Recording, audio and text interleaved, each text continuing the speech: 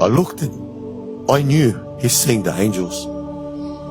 And he was happy. And his color changed. And he went from this pain and agony to happiness right in front of our eyes. And my dad recently, about 5 weeks ago, he complained of some pain, took him to hospital on a Monday. 1 hour inside the hospital, he's saying, take me home, I don't want to be here. Within an hour, his blood pressure dropped and eyes rolled up. And I said, he's dead. But it wasn't his time. SubhanAllah, every single day after that, for the next 4 days, his veil was slowly thinning out. It didn't lift straight away. It was thinning because every single day he would get closer to Allah. He started Tuesday praying with us in his bed. Wednesday, his shahada was doing this. He couldn't move because of his Alzheimer's. Thursday, he was saying shahada because he could still say things. And then Friday, the day he passed away, he said, make way, I've got guests here.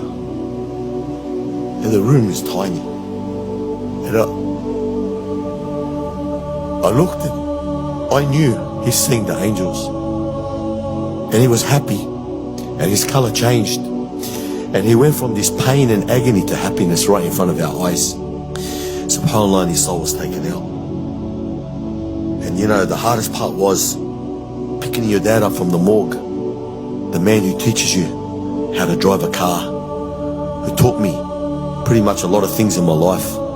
The only man in life that wishes you to be better than him was your father. You're driving him back to the mosque, you're putting him on the table, and now you're washing him. You're washing someone who used to wash me when I was a baby. I'm carrying him in my hands like this. He used to lift me with one hand. And I just looked and I made the offering. And mashallah, he had a big janazah. And when I took him to the cemetery, you know, that day, there was another man who could not be buried the day before for circumstances. When I came in, I washed my father first, and I went in and washed the other man too. And the other man had only 10 people in his family. There was thousands there for my dad. The other man was buried in one side, my dad was on this side. And everyone is at my dad's grave, and this man had only a couple of people. And as I'm driving in the cemetery, I could see that. And I said, what would my dad right now want me to do? And I remembered the hadith that none of us are true believers until we love for our brother what we love for ourselves. So I went left. And I took the man out and I buried the man that I don't even know.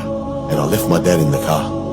And I said, everyone, my dad can stay. I've got to bury this man out of respect. He died before my dad. And I jumped in the grave and I buried the man.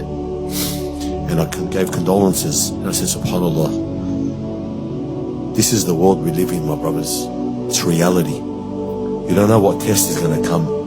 But whatever test we get afflicted with, ask Allah subhanahu wa ta'ala to keep us steadfast.